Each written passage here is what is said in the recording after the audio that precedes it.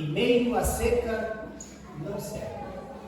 Temos como base para este título Jeremias 17:8, parte B, que diz: no ano de sequidão não se afadiga nem deixa de dar frutos. O versículo inteiro diz assim: porque será como a árvore plantada junto às águas, que estende as suas raízes para o ribeiro, e não receia quando vem o calor, mas a sua folha fica verde, e no ano de sequidão não se afadiga nem deixa de dar fruto.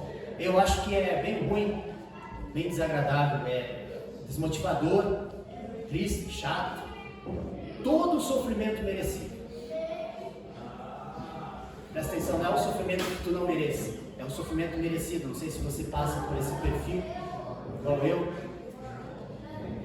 que sabe aquele momento que tu quebra o prato, fica chateado contigo mesmo. Puxa vida, eu sabia que podia acontecer e deixei acontecer. Ou por outras situações em que tu sabe que tu está indo para o lado de fazer uma bobagem, tu vai lá e faz a bobagem, e depois vem todo o castigo, e tu fica se lamentando: eu podia ter evitado. Se você já sofre com aquilo que você merece, o que dizer então do sofrimento e da dor após fazer tudo aquilo que você foi orientado por Deus, pela sua palavra, para realizar? Nós hoje vamos tratar dessa parte. Vamos tratar daquilo que acontece aos seus filhos por buscarem fazer a vontade de Deus. Nós vamos ver o exemplo de dois homens que se propuseram a fazer a vontade de Deus. E mesmo assim, tiveram dificuldades, passaram por lutas, por prisão, por chicote. E esse relato a gente encontra no livro de Atos, capítulo 16. E eu vou fazer uma coisa diferente, meus amados, não vou me fazer de bobinho, não. Geralmente a gente lê aqui o texto para vocês, só que hoje eu vou dar uns minutinhos, vocês vão ler Atos 16, de 6 a 34. Quem não tiver a Bíblia no celular e precisar, eu sei da minha, se tem alguém que não tem. Atos 16, obrigado. Atos 16, do versículo 6 a 34, você pode ler na sua Bíblia. É um relato que nós vamos estudar hoje. Então fique à vontade, vai ter uns minutinhos de silêncio aí, para você ler o texto, tá bom? Não tem musiquinha de fundo, mas você vai ler. Vamos ficar em silêncio então.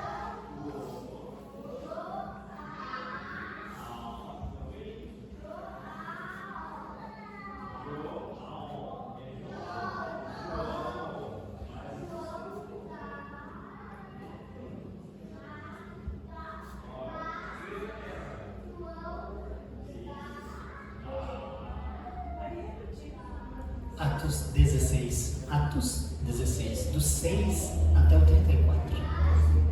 Imagina.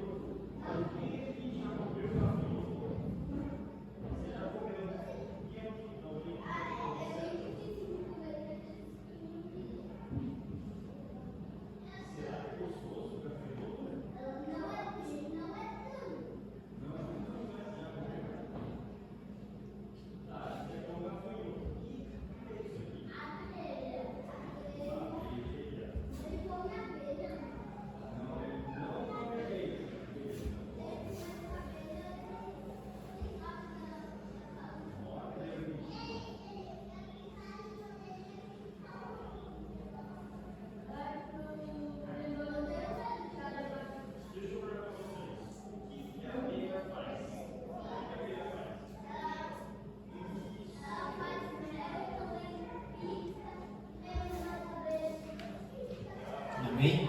Misericórdia. Amém? Tá bom. Silêncio bom, né? É um texto que fala, conta a narrativa a respeito da segunda viagem missionária de Paulo. Um pouquinho antes, no capítulo 15, vai haver uma briguinha ali, um negóciozinho ali, uma coisa tensa entre Paulo e Barnabé. Eles tiveram uma discussão a respeito de uma pessoa que iria acompanhá-los na viagem. Então, eles tiveram uma rixa. Paulo não queria que aquele cidadão que tinha abandonado eles em outro momento fosse com eles na viagem. Já Barnabé, misericordioso, disse: não, tu vê, perdoa. Paulo não vai. E eles acabaram se separando. Paulo continuou fazendo, então é um relato da segunda viagem de Paulo, e Barnabé seguiu então com Marcos para uma outra viagem. E assim ocorreu. No final do capítulo 15, no versículo 40, diz assim: mas Paulo, tendo escolhido a Silas, partiu encomendado pelos irmãos à graça do Senhor. Então nós vamos verificar que Paulo estava debaixo e obediente à vontade de Deus. Tua vida é assim, a partir do momento que tu escolhe andar com Cristo, tu está debaixo da vontade dele. Nós vamos elencar algumas características que nos levam a confiar e se alegrar por sermos escolhidos, perceba isso, para sofrer, mas permanecer dando fruto, não secar. Esse é o desafio, porque nos momentos de sequidão ele não é seletivo, ele é para todos. Nós todos aqui somos iguais. Eu gosto de fazer essa observação: você não é um ET, você não é um extraterrestre que veio de um outro planeta e caiu aqui e as coisas de ruim só acontecem contigo. Meu querido, tu não tem essa sorte toda. Todos nós passamos por lutas e dificuldades, claro que algumas maiores, outras menores. Qual é a primeira característica, então, Rebeca, pode passar, por favor? A primeira característica que nós vemos no texto que vocês leram é de que a árvore que dá fruto, ela está sob a direção de Deus. Isso nós vemos no início, no versículo 6 até versículo 10. E percorrendo a região da Frígia, Gálata, tendo sido impedidos pelo Espírito Santo de pregar a palavra na Ásia, defrontando Mícia, tentando ir para a Bitínia, mas o Espírito de Jesus não permitiu. Olha só. E tendo contornado a Mícia, desceram a Troade. À noite sobreveio a Paulo uma visão, na qual o varão macedônio estava em pé e rogava, dizendo: passa a Macedônia e ajuda-nos. Assim que teve a visão, imediatamente procuramos partir para aquele destino, concluindo que Deus nos havia chamado para lhes anunciar o Evangelho. Esse é o primeiro requisito da tua vida. Você está sob a direção de Deus? Você já entregou sua vida ao Senhor? Se sim, então estar sob a direção de Deus é o primeiro requisito para toda vida que passa por secas. Como isso é orientado para nós? Para estar em Cristo precisamos ouvir sua voz que nos orienta e dirige. De que forma que a gente sabe que está sob a direção de Deus? Primeiro, através da oração. Salmo 32:6 diz: por isso todo aquele que é santo orará a ti, a tempo de poder achar, até no transbordar de muitas águas, e estas não nos chegarão. Jeremias 29:12. Então me invocareis, ireis e orareis a mim, e eu vos ouvirei. Buscar-me-eis e me achareis quando me buscardes com todo o coração. Através da oração é o primeiro passo para você entender se aquilo que você está vivendo está sob a direção de Deus. Você tem que orar, clamar ao Senhor: Pai, estou passando por isso, é do teu querer, é da tua vontade. Segunda forma, pode passar, é através da leitura da palavra. Então nós temos vários textos. Salmo 119, 81 diz: desfalece a minha alma pela tua salvação, mas espero na tua palavra. 119, 50: este é o meu consolo no meu sofrimento, a tua promessa dá-me vida. Este é o meu consolo no meu sofrimento, porque eu estou sobre a tua promessa. 119, 59: refleti em meus caminhos e voltei os meus passos para os teus testemunhos, preceitos ou palavra. 119, 105: a tua palavra é lâmpada que ilumina os meus passos e luz que clareia o meu caminho. Tem a situação do texto que é relatado, que está ali dito, de que Paulo teve uma visão, certo? Isso é uma verdade que precisamos considerar em prova, conforme citamos acima, através da oração e da tua palavra, que devemos verificar através da oração e da palavra se aquilo que estamos experimentando está alinhado com a palavra de Deus sempre. Não devemos confiar no sentimento, mas no discernimento. Eu citei a questão da oração e da palavra. O texto usou, que vocês leram, diz que Paulo teve uma visão. Você pode ter visões, você pode ter visões, Deus falando contigo, mas isso você tem que sempre trazer à luz da palavra e da oração, ok? Para se aquilo que você vai viver e passar está dentro daquilo que Deus quer para a tua vida. Item 2, então a primeira é estar sob a direção de Deus. O item 2 são pessoas que fazem a vontade de Deus. Diferente do relato de Jonas, que fugiu para outro lugar, Paulo e Silas, o servo de Deus, vai de encontro ao local onde o Senhor enviou, quer seja no local de trabalho, você pode ser, está vivendo isso, quer seja na sua escola, na vizinhança, onde quer que seja, devemos ser luz e sal. Somos mensageiros do amor de Deus. Isso reforça no 11 e 12: tendo pois navegado de Troade, seguimos em direitura a Samotrácia, no dia seguinte a Neópolis e dali a Filipos, cidades da Macedônia, primeira do distrito e colônia. Nessas cidades permanecemos ali alguns dias. Deus mandou eles ir para Macedônia através de uma visão. O que eles fizeram? Obedeceram. Diferente de Jonas, eles obedeceram, acharam curvinhas, desvios. A árvore que dá frutos, que não seca na seca, ela não acha outros caminhos, atalhos. Ela ouve aquilo que Deus falou para ela e ela obedece. João 4,34 diz assim: disse Jesus: a minha comida é fazer a vontade daquele que me enviou e concluir a sua obra. A vontade de Deus é revelada na palavra. Precisamos buscar, conhecer e dar passos de fé e confiança e obediência. Por que isso é importante? Por que é importante fazer a vontade de Deus?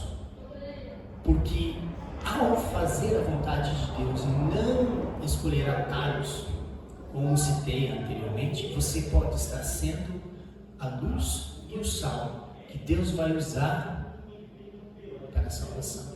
É o que a gente vê logo em seguida. Seguindo o texto do versículo 16, diz assim, versículo 12, 13, tá? No sábado saímos da cidade para junto do rio, onde nos pareceu haver um lugar de oração, e ali assentando-nos, falamos às mulheres que para ali tinham ocorrido. Certa mulher chamada Lídia, da cidade de Tiátira, vendedora de púrpura, temente a Deus, nos escutava. O Senhor lhe abriu o coração para atender as coisas que Paulo dizia. Depois, presta atenção, de ser batizada, ela e a sua casa, nos rogou, dizendo: se julgais que eu sou fiel ao Senhor, entrai na minha casa e aí ficai. E nos constrangeu a isso.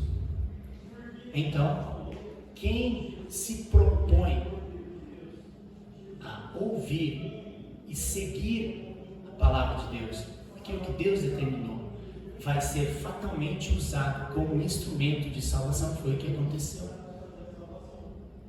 Posteriormente, essa mulher vai ser citada em outros textos da palavra de Deus, porque realmente essa casa se tornou muito importante para o reino de Deus. Meu amado, não menospreze aonde Deus te colocar, não menospreze, porque você pode achar, eu estava falando com algumas pessoas, você pode achar que você é importante por si só. Eu tenho alguma importância, eu tenho alguma utilidade, e aquilo que eu estou vivendo, eu acredito que seja a plenitude do que Deus nos chamou. Meu amado, de repente você venha a ser como um relato, um instrumento para que Deus use outra casa, outras vidas, outras famílias, outras vizinhanças, outros colegas de trabalho. Você é um instrumento que vai levar a luz e a palavra de Deus a corações que serão usados para o reino de Deus. Não se limite a você. Pense que você é um instrumento na mão de Deus. Terceiro item. Pode passar. Eu esqueci. Pode passar. Terceiro item. Não se acovarda diante das zombarias. É o relato seguinte. Atos 16, de 16 a 18 diz assim: aconteceu que indo nós para o lugar de oração, nos saiu ao encontro uma jovem possessa de espírito adivinhador, a qual, adivinhando, dava grande lucro aos seus senhores. Seguindo a Paulo e a nós, clamava, dizendo: estes homens são servos do Altíssimo, e vos anunciam o caminho da salvação. Isso se repetia por muitos dias. Então Paulo, já indignado, voltando-se, disse ao Espírito: em nome de Jesus eu te mando, retira-te dela. E ele na mesma hora saiu. Terceiro item: não se acovarde diante das zombarias. Aquele que se submete a ser árvore usada pelo Senhor para dar frutos, não se submete às zombarias. Amados, nós temos passado por um momento bem delicado, falando a respeito da palavra de Deus. Teve um momento na minha vida que eu disse: tomara que um dia comece a acontecer de no Brasil também ser proibido, que eu acho que eu vou ser mais crente, mais misericórdia, Senhor, tem piedade de mim. Estamos vivendo esses dias, amados. Estamos vivendo esses dias em que você falar a respeito da palavra de Deus. Bom, teve gente pedindo para mudar a palavra de Deus essa semana. Teve gente pedindo para a palavra de Deus ser reescrita, para retirar aquilo que incomoda. Vocês estão sabendo do que eu estou falando? Estão a par do que eu estou falando? Não? A Xuxa pediu para reescrever a Bíblia e retirar os textos que falam a respeito da homossexualidade, para readequar a Bíblia aos tempos modernos. Nós chegamos nesses dias. Zombaria, zombam de nós, zombam desses crentes, somos nós. Glória a Deus. A palavra de Deus diz que por sermos filhos de Deus, nós passaríamos por zombarias. Então, Mateus 5, 11 e 12 diz: felizes são vocês quando por minha causa sofrerem zombaria e perseguição, e quando outros mentindo disserem tudo de maldade a seu respeito. Alegrem-se e exultem, porque uma grande recompensa os espera no céu. E lembre-se de que os antigos profetas foram perseguidos da mesma forma. Chegou o nosso tempo, chegou o nosso momento, chegou o teu momento de você, por ser diferente, por ser sal e por ser luz, vai passar por zombarias. Nas tuas costas vão falar aquele crente: eita, sou eu mesmo. Por sermos obedientes, estaremos movendo a luz de Cristo, adentrando as trevas do mal. Isso gera revides, como no relato da jovem adivinhadora. Transforma as chacotas em louvor a Deus. Houve libertação na vida da jovem, mas repare que isto foi o início de todo um tumulto. No versículo 20 e 21 diz assim: propagando costumes que não podemos receber nem praticar, porque somos romanos. os donos daquela moça fizeram todo um movimento para que eles fossem presos e açoitados. E eles disseram isso no versículo 21, pode olhar lá na sua Bíblia. Propagando costumes que não podemos receber nem praticar, porque somos romanos. É isso que nós fazemos mesmo, nós mudamos costumes, nós mudamos culturas. Nós, como servos de Deus, usando a palavra de Deus, mudamos costumes. Nós deixamos costumes de pecado, nós deixamos culturas, hábitos culturais que pecam, que nos levam a pecar. Tem um escritor, André Daniel Henke, que escreveu um livro a respeito da relação dos povos que estavam ao redor de Israel, né? Eles e os outros. Então é o povo de Israel e os outros que estavam ao redor. É muito interessante porque num determinado momento ele fala que a criação do povo de Israel herdou costumes de outras culturas. Por quê? Porque no país ele não se cria por si só. O Brasil, por exemplo. No Brasil, em 1500, Pedro Cabral chegou aqui e já tinha gente. E aquelas pessoas que estavam aqui, era o Brasil, permanecem entre nós. Eles têm uma cultura. O que é cultura? É tudo aquilo que envolve um grupo social e o torna característico. Quer seja o tipo de alimentação, o tipo de vestimento, o tipo de alimentação, são características culturais de um povo. Nem toda dança é para os ídolos, mas muitas são. Então tem danças que nós não fazemos, que elas não são em louvor a Deus. Agora, como Davi, nós podemos dançar e saltar na presença de Deus. Amém? Podemos. Nem todo o alimento que nós utilizamos e comemos são para alimentar somente o corpo. Tem alimentos que nós conhecemos na nossa cultura mesmo aqui, que são heranças de outras culturas que vieram de fora, de povos que vieram para o Brasil, que essa alimentação são alimentação com conotação espiritual ou religiosa. Faz parte. São costumes. E é isso que está falando.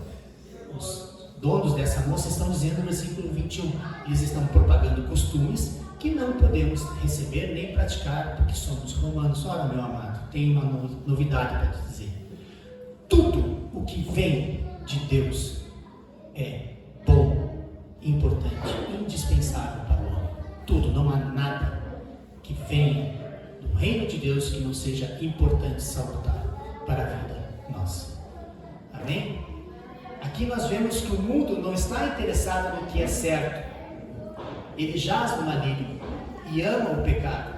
Os costumes e culturas valem mais que a verdade e o amor de Deus. E nós devemos confrontar isso. Nós devemos confrontar. Tá ligado? Parte 4. Pode passar. Aquele que em meia seca não seca, louva durante o sofrimento. Passada essa parte, eles foram pegos, então vocês leram ali, que Paulo e Silas foram pegos, eles rasgaram as vestes de Paulo e Silas, versículo 22, mandaram açoitá-los com varas, e depois de lhe darem muitos açoites, os lançaram no cárcere, ordenando ao carcereiro que os guardasse com toda a segurança. Este, recebendo tal ordem, levou-os para o cárcere interior e lhes prendeu os pés no tronco. Foi isso que aconteceu.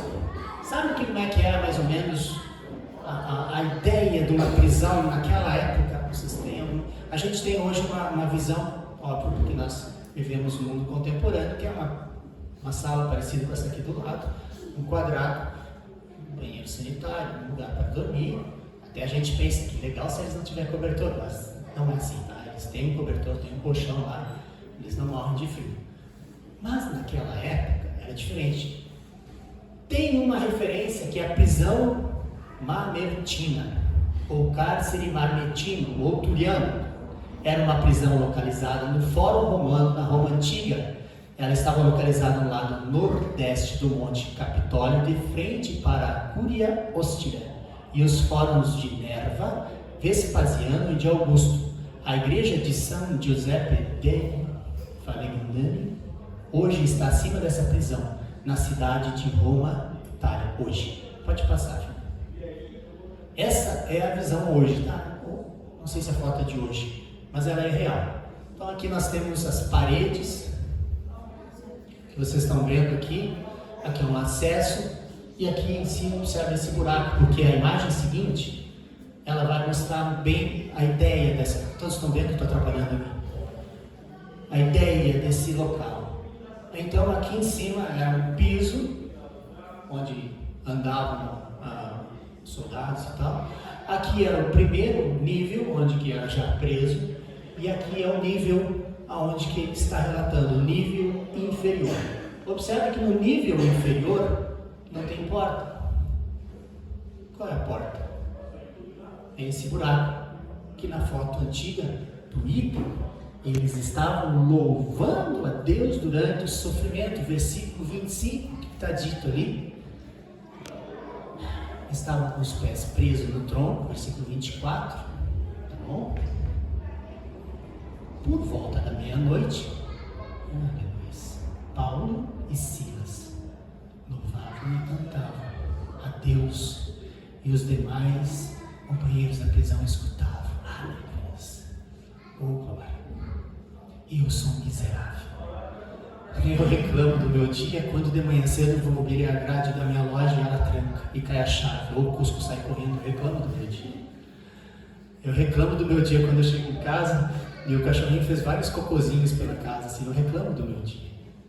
Eu reclamo do meu dia quando eu estou por sair e um pneu está vazio. Eu reclamo do meu dia. Deus me abandonou. Eu reclamo do meu dia quando infelizmente acontece qualquer coisa desagradável. Eu reclamo do meu dia. Eu sou um miserável, barrigudo, gordo, viçoso, que reclama por muita coisa.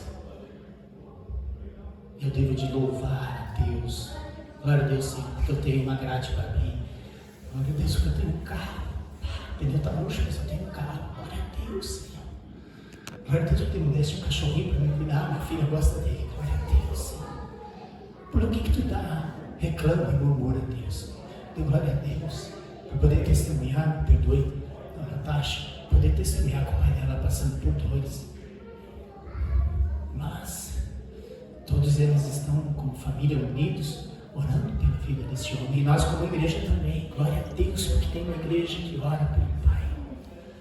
Qual é o motivo de louvor a Deus em meio ao teu sofrimento, meu querido? Glória a Deus pelo teu filho. Está gripadinho, mas está na tua casa. Está com vocês. Glória a Deus. Louve ao Senhor em meio às tuas dores, amado. E você está passando dessas dores e nesse momento difícil, porque primeiro você recebeu a visão de Deus. Deus te mandou fazer algo. Você foi obediente, se submeteu, fez aquilo que Deus pediu para tu fazer. Tu está fazendo tudo certinho, está indo, buscando melhorar, se corrigir, evoluir como servo de Deus, está tentando deixar de falar palavrão, deixando de fazer coisas erradas, deixando de olhar sites que tu não é para olhar, deixando de fofocar, tu está se corrigindo, mas a luta vem e as dificuldades vêm e tu acha que não, devo estar fazendo alguma coisa errada. Não, meu querido, é o processo de Deus, se submeta ao processo de obediência, de continuar dando fruto enquanto tem seca. Se submeta, continue.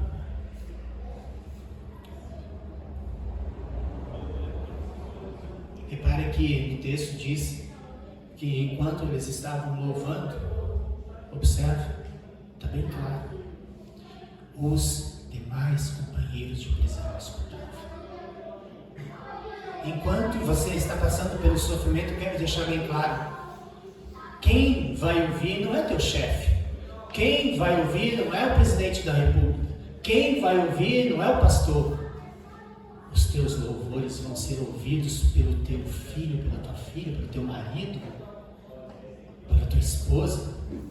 Os teus choros e lágrimas, mas os teus louvores também são ouvidos porque Ele está perto de ti, próximo de ti. Se você está passando por luta, permaneça louvando ao Senhor, porque você está sendo luz e sal aonde você está, nesse pequeno quadrado que você está, nesse pequeno lugar. Não se preocupe em louvar o Senhor e cantar para que o pessoal de Caxias escute. Não, é para que você seja ouvido através dos teus louvores por aqueles semelhantes, iguais que estão ali ao redor que Deus colocou.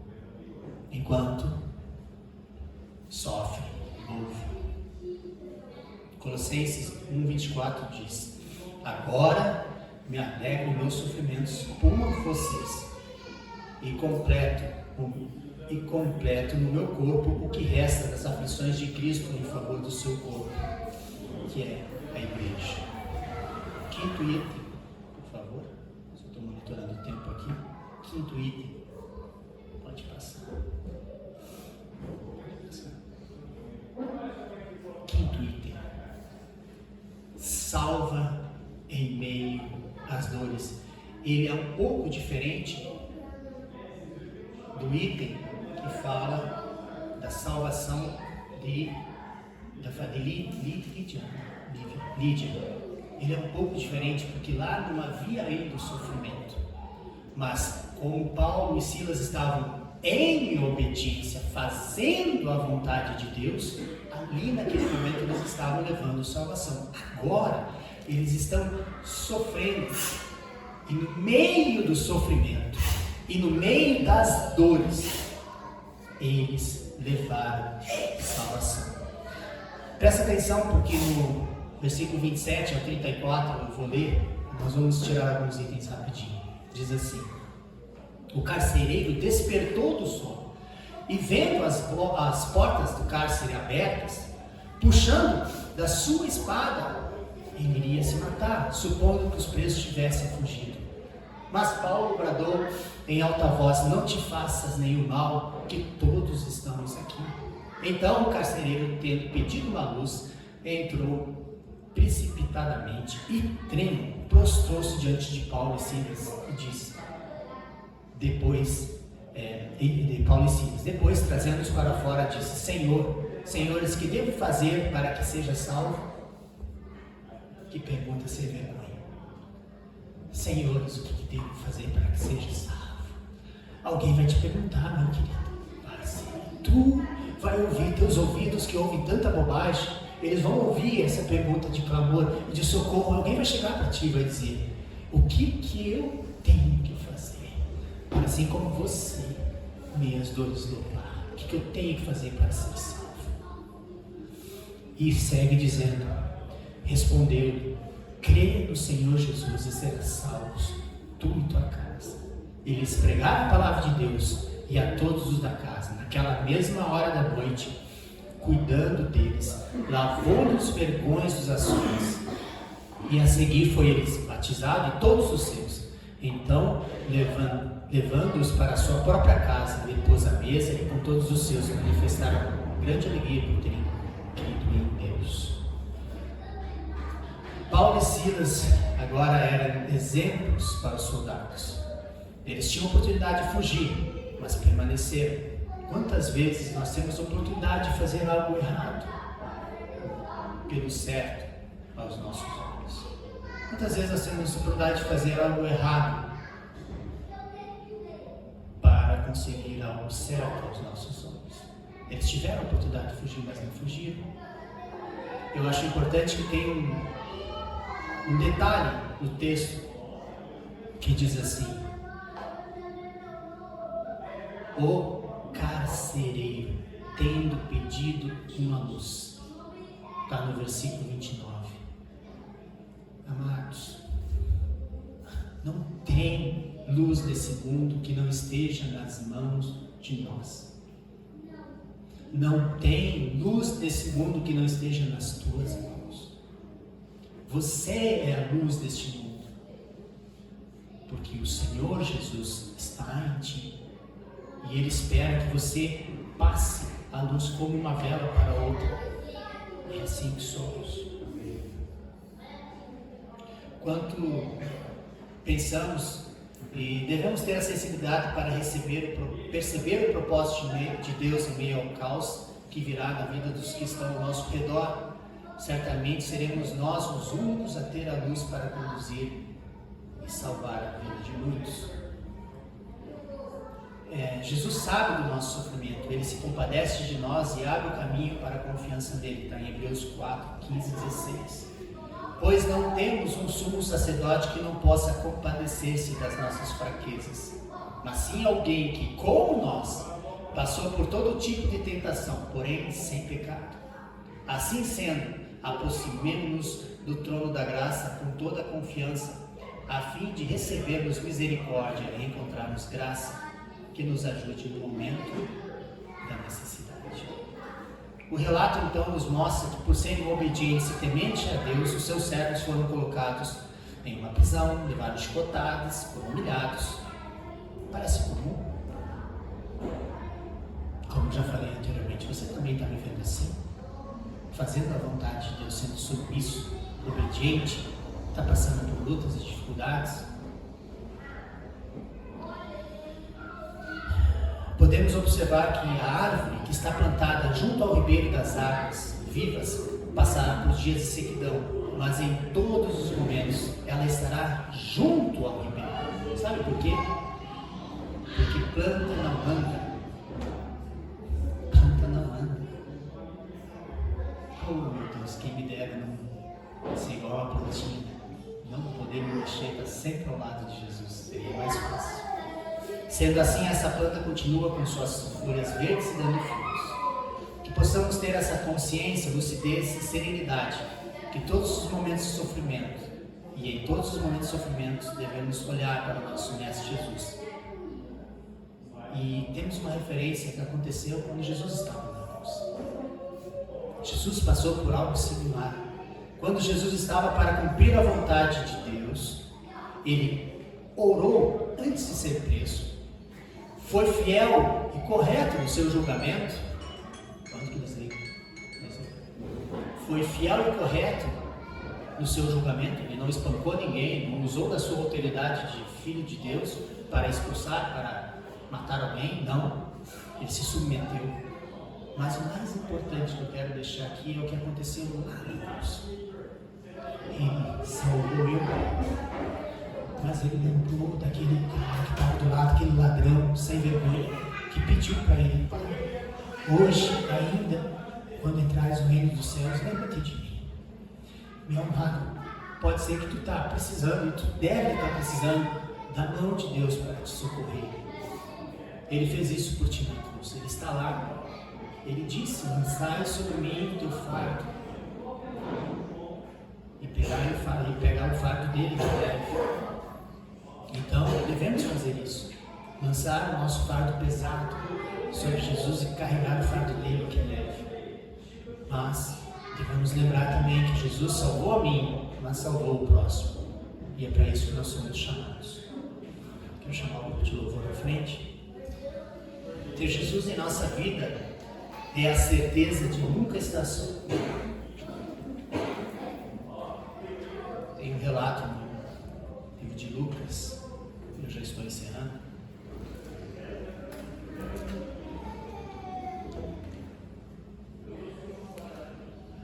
Os 24, se você quiser abrir na sua Bíblia. 31. Mas o livro de 24, capítulo 24, a partir do versículo 13, tem até música que a gente já conhece. Tem dois discípulos voltando por um caminho de Emaús, e Jesus se aproxima deles. E ao se aproximar, ele começa a falar com amor e compaixão, e eles estão mais preocupados em fazer aquele homem que está andando com eles entender do que tinha acontecido. Mas tu não sabe o que está acontecendo? Jesus já tinha vivido aquilo. Ele não queria falar daquilo. Ele queria falar do que estava por vir, que era ele. Jesus que tinha ressuscitado, eles não reconheceram o Jesus ressuscitado. Diz o versículo 31 o seguinte: então se lhe abriram os olhos e reconhecer, partilhar. Então, se lhes abrir os olhos e reconhecer ser este o Jesus. É o meu desejo para ti nessa noite. Que se abra os teus olhos e que você possa reconhecer Jesus em meio às dores. Você possa ir para casa essa semana e ter uma nova percepção a respeito das tuas lutas. Você, primeiramente, é amado de Deus. Ele te escolheu. Você é amado de Deus. Ele te escolheu. E esse momento que você vai viver e está vivendo é para a honra e glória dele. Vamos fechar os olhos e baixar a cabeça.